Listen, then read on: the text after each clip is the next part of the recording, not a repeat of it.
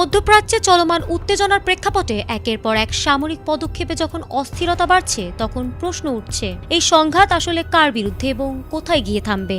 এমন পরিস্থিতিতে আরব দেশগুলোর উদ্দেশ্যে গুরুত্বপূর্ণ বার্তা দিয়েছে ইরান।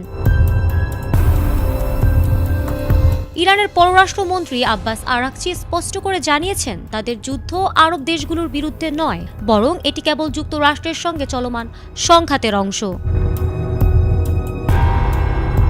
তিনি বলেছেন, ইরান প্রতিবেশী কোনো আরব রাষ্ট্রকে লক্ষ্য করে হামলা চালাচ্ছে না।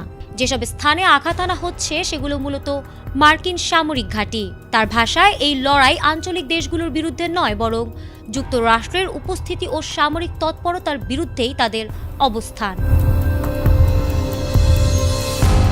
আরাকচি আরও অভিযোগ করেছেন, যুক্তরাষ্ট্র ও ইসরায়েল সমন্বিতভাবে যে বিমান হামলা চালিয়েছে তা কূটনৈতিক নীতির পরিপন্থী এবং আঞ্চলিক স্থিতিশীলতার জন্য হুমকিস্বরূপ। তিনি মধ্যপ্রাচ্যের দেশগুলোকে আহ্বান জানিয়েছেন, তারা যেন যুক্তরাষ্ট্রের এমন পদক্ষেপের বিরুদ্ধে চাপ সৃষ্টি করে।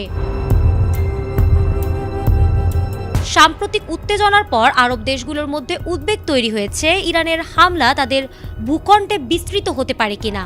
তবে ইরান সরকার আশ্বাস দিয়েছে, তাদের সামরিক প্রতিক্রিয়া নির্দিষ্ট লক্ষ্য কেন্দ্রিক এবং প্রতিবেশীদের বিরুদ্ধে নয়। সামগ্রিক পরিস্থিতি ইঙ্গিত দিচ্ছে, মধ্যপ্রাচ্যে নতুন করে কূটনৈতিক টানাপোড়েনের সূচনা হয়েছে। ইরানের এই আশ্বাস আঞ্চলিক দেশগুলোর উদ্বেগ কিছুটা কমাতে পারলেও যুক্তরাষ্ট্রকে কেন্দ্র করে চলমান সংঘাত কতদূর গড়ায় সেই প্রশ্ন এখনও রয়ে গেছে। পরিস্থিতি এখন কোন দিকে মোড় নেয় তা নির্ভর করছে পরবর্তী সামরিক ও কূটনৈতিক পদক্ষেপের উপর। ফারহানা হক, এটিএন বাংলা।